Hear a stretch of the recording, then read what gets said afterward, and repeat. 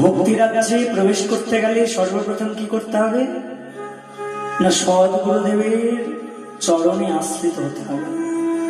কেন গুরুদেবের চরণে আশ্রিত হব? কেন না, গুরুদেবের চরণে আশ্রিত হব এই জন্য, শ্রী গুরুদেব তার উপদেশের দ্বারা আমার হৃদয়ের ময়লাকে দূর করে দেবেন।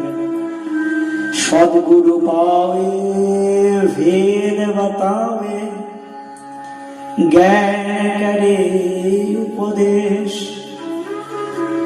কয়লা কি ময়লা ছুটে জব করে প্রবেশ। সদ্গুরু পেলে কি হবে না, সদ্গুরু পেলে তিনি ভেদটা বুঝিয়ে দেবেন।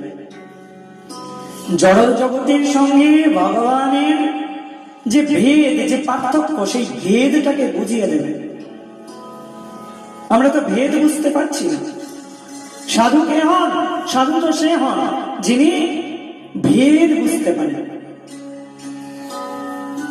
জড় জগতের সঙ্গে যে ভেদ, সেই ভেদটাকে বুঝতে পারেন।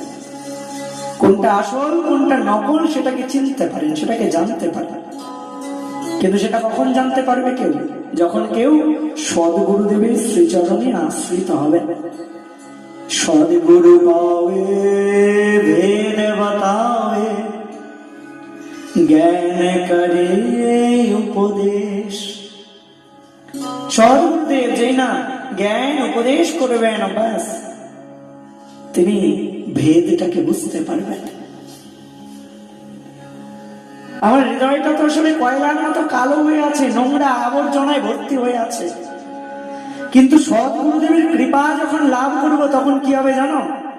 কয়লা কি ময়লা ছুটে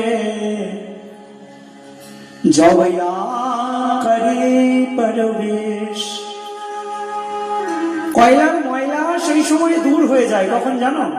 কয়লা তো এমনিতে কালো, কিন্তু কয়লা যদি আগুনের মধ্যে ফেলে দেওয়া হয়, যদি আগুন ধরিয়ে দেওয়া হয়, তবে সেই কালো কয়লাটাও কিন্তু স্বর্ণের মতন বর্ণ ধারণ করে, স্বর্ণের মতন বর্ণ হয়ে যায় তার, কারণ আগুন প্রবেশ করেছে। ঠিক সেই প্রকার আমার হৃদয়টা নোংরায় পরিপূর্ণ, কিন্তু একবার যদি সদ্গুরুদেবের কৃপা হয়, একবার যদি শ্রী গুরুদেব আমায় কৃপা করে উপদেশ দান করেন, তবে সেই উপদেশ বাণী আস্বাদন করে শুধু কান দিয়ে শুনলে হয় না। বাংলায় একটা প্রচলিত শব্দ আছে, বিবাহের পর নাকি গুরুদেবের কাছে নিয়ে গিয়ে কানে ফু দিয়ে আনতে হয়, তাহলে নাকি দেহ সুস্থ হয়। না না, ভুল কথা, একদম বেকার কথা। শুধুমাত্র শ্রী গুরুদেব কানের মধ্যে ফু দেবেন, সেই ফুয়ে কোনো উপকার হবে না। শ্রী গুরুদেবের প্রতিটা বাক্যকে মন্ত্রের মতন পালন করতে হবে, তবে উপকার হবে। আর কেউ যদি একবার শ্রী গুরুদেবের প্রতিটা বাক্যকে অমন করে মন্ত্রের মতন পালন করেন, তবে তার হৃদয়টাও না, ওই কালো হৃদয়টা, ওই নোংরা হৃদয়টা অমন করে সোনার বর্ণ ধারণ করবেন। আর একবার যদি হৃদয়টা সুন্দর করে সেজে ওঠেন, তবে ভগবানকে না ডাকলেও আমার ভগবান সেই হৃদয়ের মাঝে এসে অবস্থান করবেন।